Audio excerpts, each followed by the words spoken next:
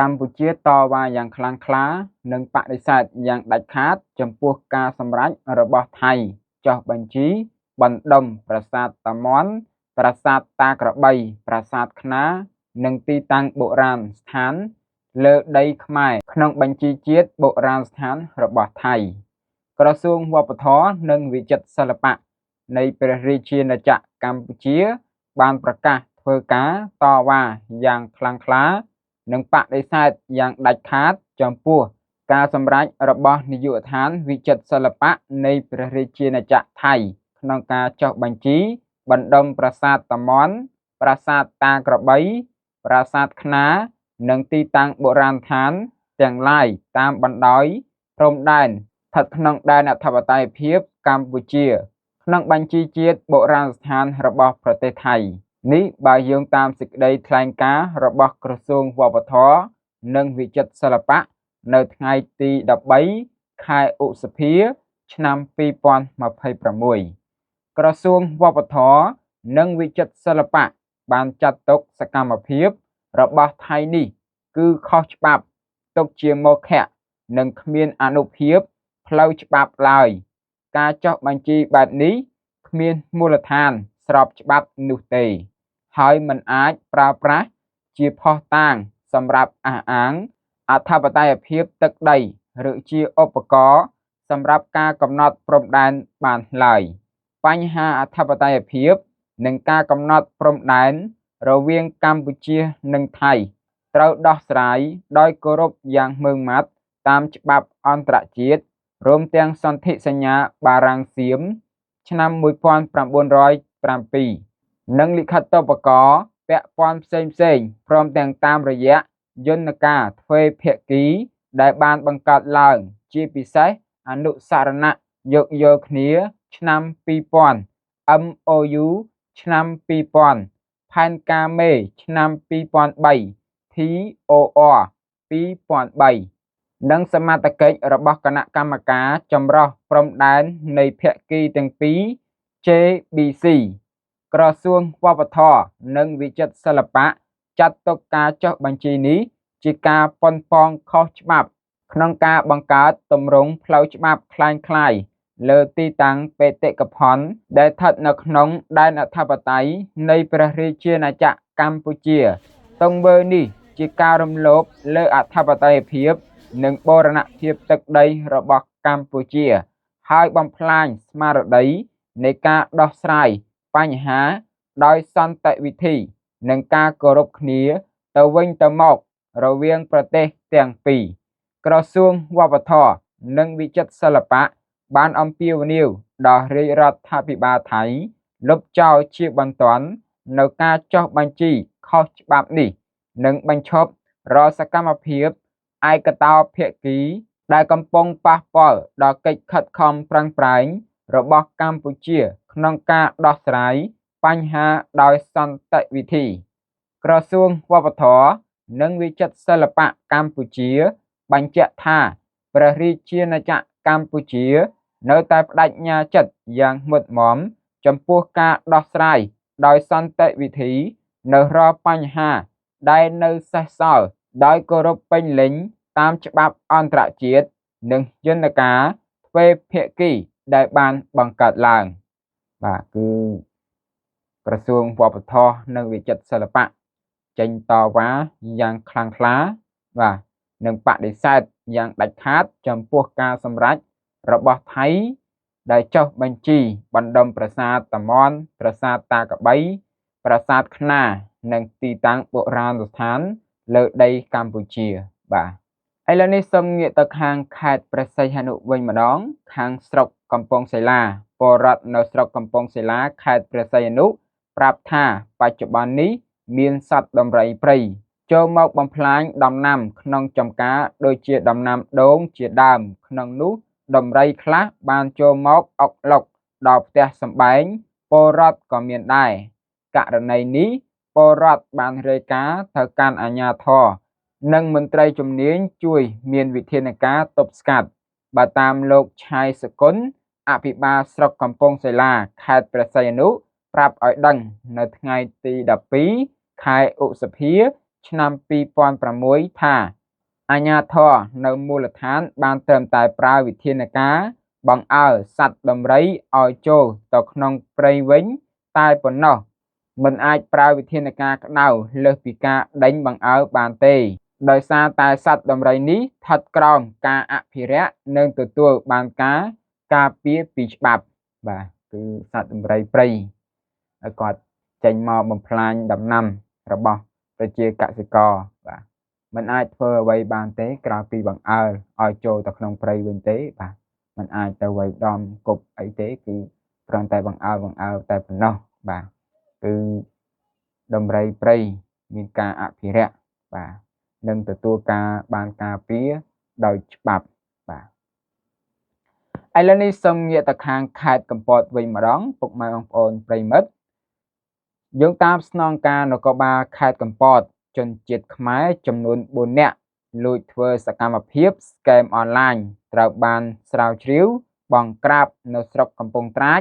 និងស្រុកដងតុងករណីនេះនឹងកសាងសំណុំរឿងបញ្ជូនទៅតុលាការបាទថ្ងៃទី13ខែឧសភាឆ្នាំ2026បាទ4នាក់នេះបាទគឺដូចឃើញក្នុងរូបភាពអញ្ចឹងបាទ4នាក់ក៏អាចប្រព្រឹត្តបានដែរពុកម៉ែបងប្អូនប្រិយមិត្តដែរ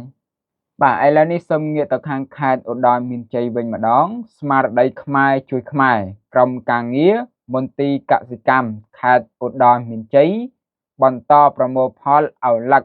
2000 គីឡូក្រាមជូនពលរដ្ឋនិងសិស្សានុសិស្សក្នុងមណ្ឌលសុវត្ថិភាពបាត់ថ្កៅនៅថ្ងៃទី12ខែឧសភាឆ្នាំ2026ក្នុងស្មារតីខ្មែរជួយខ្មែរក្រុមការងារមន្ទីរកសិកម្មរុក្ខាប្រមាញ់និងនេសាទខេត្តឧត្តរមានជ័យបានបន្តប្រមូលផលឪឡឹកក្រហមចំនួន 2000 គីឡូក្រាមជូនដល់ប្រជាពលរដ្ឋនិងសិស្សានុសិស្សក្នុងមណ្ឌលសុវត្ថិភាពបាត់ថ្កៅសូមជម្រាបជូនថាគិតត្រឹមថ្ងៃទី12ខែឧសភាការប្រមូលផលបានចំនួន27លើកសរុបចំនួន 33,610 គីឡូក្រាមក្នុងនោះរួមមានត្រកួនចំនួន 22,240 គីឡូក្រាមស្ពៃចង្កឹះចំនួន 4,680 គីឡូក្រាមស្ពៃក្រញាញ់ចំនួន 2,350 គីឡូក្រាមស្ពៃទឺចំនួន 250 គីឡូក្រាមខ្ទិចំនួន 50 គីឡូក្រាមឪឡឹកក្រហមចំនួន 4,000 គីឡូក្រាមឃ្លោកចំនួន 20 គីឡូក្រាមល្ពៅចំនួន 20 គីឡូក្រាមសុទ្ធទាចំនួន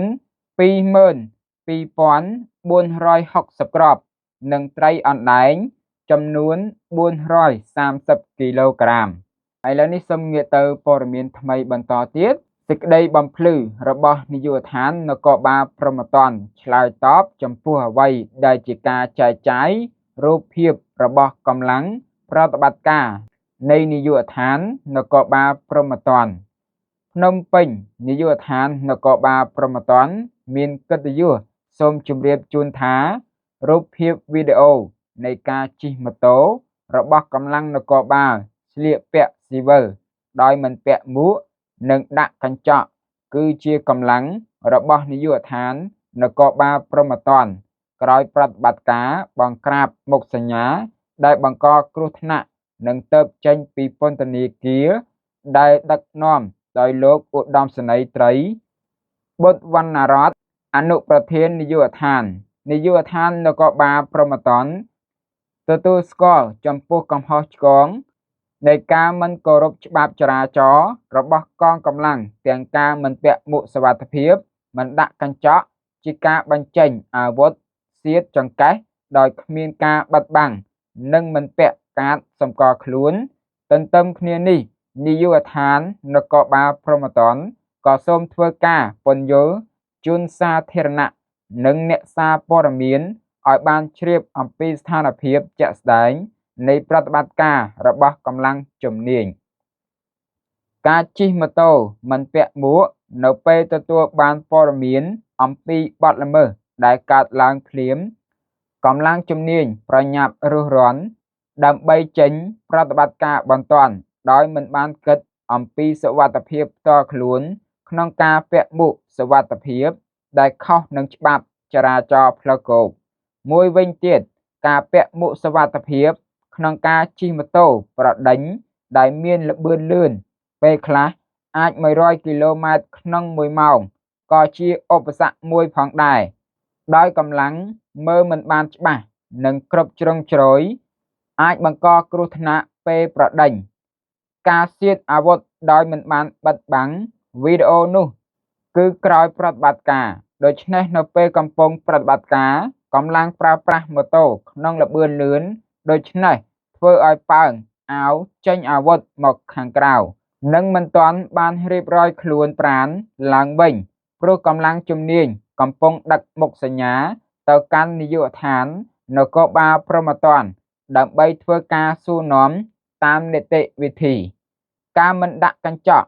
ថ្មីបើជាការខុសច្បាប់ចរាចរណ៍ផ្លូវគោកប៉ុន្តែកម្លាំងមានផលលំបាកក្នុងការប្រដេញតាមជនល្មើសដោយសារពេលខ្លះជនល្មើសជិះកិច្ចម៉ូតូ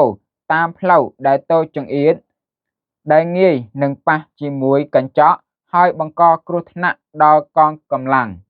ជាថ្មីម្ដងទៀតនាយកដ្ឋាននគរបាលព្រហ្មទណ្ឌទទួលស្គាល់ចំពោះការមិនគោរពច្បាប់ចរាចរណ៍របស់កម្លាំងជំនាញប៉ុន្តែទិសដៅតែមួយគត់គឺជាការបង្ក្រាបបទល្មើសឲ្យខាងតែបានដោយពេលខ្លះមិនបានគិតគូរសូម្បីសុវត្ថិភាពផ្ទាល់ខ្លួនចំពោះមុខនេះអង្គភាពក៏បានអប់រំណែនាំដល់កម្លាំងជំនាញទាំងអស់ត្រូវកែប្រែរាល់កំហុសឆ្គងនិងចូលរួមគោរពច្បាប់ចរាចរណ៍ដើម្បីជាគំរូដល់ប្រជាពលរដ្ឋអាស្រ័យដោយបានជម្រាបជូនខាងលើនាយកដ្ឋាននគរបាលព្រហ្មទណ្ឌសង្ឃឹមនិងជឿជាក់យ៉ាងមុតមមថា